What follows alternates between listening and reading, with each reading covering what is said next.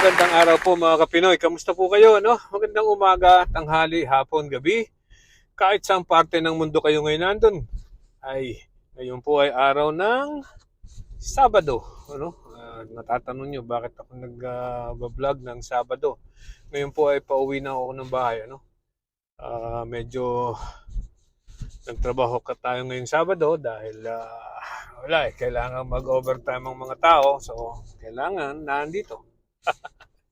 Anyway, so ngayon po ay February 7, ano? Alas 3 ng hapon dito sa Northeast. At napakalamig po, ano? Ang nakalagay ay 9 degrees Fahrenheit pero dahil po sa mahangin ang nakalagay feels like negative 16 Fahrenheit. Anyway. So, kamusta po mga Pilipino? Kahit saan kayo nandun ay ano ba nangyayari na sa Pilipinas? Ano? Mukhang napasok talaga tayo ng mga senador. Hindi po senador senador. Ibig sabihin, yung pong mga senador na pakawala ng China sa ating bayan sa Pilipinas. Ano? Meron po diyang isang napakagaling na magsasalita at mag-defend ng China. Ano? Sino ito sinasabi ko? Dito pong si Senator Marcoleta. Ano? Yung isang araw, nakipagbalitaktakan kay kanino ba to? Kay Senator Pangilinan. Ano? Talaga silang hindi daw niya pinagtatanggol ang China. Pinaliliwanag lang daw po niya. Alam mo ba namang ang sabi ay yan daw Kalayaan Island Group or yung KIG. Ano po? Yung mga Pag-asa Island natin diyan. Yan daw po ay outside our exclusive economic zone o ating EEZ. Ano? Nasa labas daw po ng ating EEZ yan. Bakit daw po ating anong tawag dito, ating pinaglalaban at nakikipagpatayan daw tayo, ano? Para sa isang bato o grupo ng mga bato, ano? Bakit daw hindi na lang nating pabayaan at ipamigay na lang natin, bitawan na lang natin at saka natin i-draw ang ating EEZ, Exclusive Economic Zone. Ano? The mere fact na narinig ko po yun ay talagang ako'y muntik ng masok ano? Meron pala tayo talagang ganitong senador, abogado pa, sabi attorney at that, ano? Na nagsasabi, isang senador, abogado, ano? Na sinasabi na bakit hindi natin bitawan na lang ang Kalayaan Island Group at saka tayo mag-draw ng ating EEZ.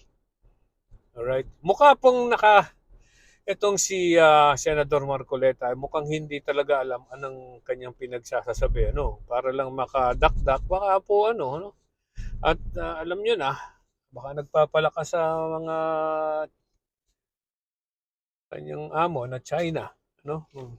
Kay Xi Jinping. Hindi ko alam kung bakit ganyan yung mga yan, ano? Mukhang hindi talaga niya nalalaman kung ano talaga ang exclusive economic zone at saka yung territorial, yung mga territory ng Pilipinas, no? Mukhang magkaiba naman po kasi yun ano, magkaiba yon. Mukhang hindi naiintindihan ni Marcoleta yan. Ang akala niya pag EEZ ay 200, lahat lang ng 200 na makakapasok sa 200 economic zone, which is true. Tama? So, hindi ibig sabihin na pag wala sa exclusive economic zone ay hindi na sa iyo ang isang grupo ng islands. Ano? Yung po ang tinatawag na territories. Why? Ganito po 'yan. Katulad nito ha, ang Hawaii, 'di ba? Ang Hawaii ay teritoryo ng United States of America. Pero hindi po 'yan, wala 'yan sa loob ng exclusive economic zone ng Amerika. 'Di ba? Napakalayo po ng Hawaii sa pinakang malapit na landmass ng United States. Ano? Sa California. Alam niyo po, simula sa California hanggang Hawaii, ayan po 5 oras by airplane o by jet plane. So, sisiguraduhin ko sa inyo, lampas ng 200 nautical miles yan sa baseline ng United States West Coast. Right? Pero, tingnan mo, ang US, merong exclusive economic zone din na 200 nautical miles from the baseline sa East Coast, sa West Coast. Pero sila pa rin ang may-ari ng Hawaii. Right? Ganon din po, ayan. Ganon din po sa Pilipinas. 'Di ba? Meron tayong exclusive economic zone na 200 nautical miles from the baseline, from the outer baseline. Ha? Yun ang ating exclusive economic zone. At kung nagkataon na meron tayong teritoryo outside of that economic zone, exclusive economic zone, yun po ay ating territory. Ha? Atin pa rin yun. Kaya nga po yung Kalayaan Group of Islands, yung ating Pag-asa Island, di ba? Kaya yan ay, di ba, parte ng Pilipinas yan. By law and by everybody na by international law. So, isipin nyo na lang kung ganyan din ang ngayon, I'm just thinking aloud, ano? Isipin nyo na lang kung yan ang rationale natin, ano? Ay di ang United States mawawala sa kanya yung Hawaii. Right? Saka siya magdodraw ng baseline ng exclusive economic zone. Di ba?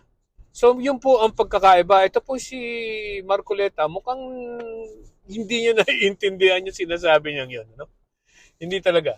Dahil magkaiba po ang teritoryo at exclusive economic zone. Yan dalawang yan ay hindi dapat pinag-iisa. Ano? Magkaiba po yan. Alright? So, ang ibig yung pong Pag-asa, actually, yung Pag-asa Island natin, kung saan meron tayo diyang 400 people, ha? Ay magkakaroon po yan ng 12 nautical miles na territorial waters. Di ba? And from the baseline ng Pag-asa Island, dapat meron pa yang 200 nautical miles of exclusive economic zone. Kasi po, hindi lang basta bato yan, yung Pag-asa Island. Pwede pong mag-inhabit ang mga tao dyan. Actually, nag-i-inhabit na nga po dyan eh. Meron ng bahay, meron ng kuryente, meron ng mga tao. So, they can inhabit within that island. Sustainable po. So, kung tutusin, ay pwedeng magkaroon pa ng exclusive economic zone. From that, ang problema lang po, yun po ay group of islands, ano? Yung Kalayaan Group of Islands. At meron po tayong kapitbahay doon, yung mga Vietnam at kung ano-ano, na definitely baka nga po yung territorial waters ay hindi makumpleto yung 12 nautical miles. Ano? Hindi pa ako nakakarating dyan, but the way I see it, the way I picture it, it is a group of island na kung sino-sinong bansa ang gumagawa, ang nagmamay-ari. Na andyan din po, kung hindi ako nagkakamali, na andyan din yung island, yung artificial island na ginawa ng Hapon. Ng China. Ano? So, yun, baka maaring hindi magkaroon ng exclusive economic zone doon dahil masyadong lapit-lapit. Pero pag po ito namang from the baseline of the Philippines hanggang Pag-asa Island, kung yan man po ay more than 200 miles, nautical miles, ay siyempre, yung pagitan po niyan ay international waters. Okay? Pero hindi po ibig sabihin ay dapat na natin ipamigay ang Pag-asa Island. Atin po yan at dapat po natin protektahan. Ano? See? Kita nyo yung mentality ng ating mga Chinador. Ano?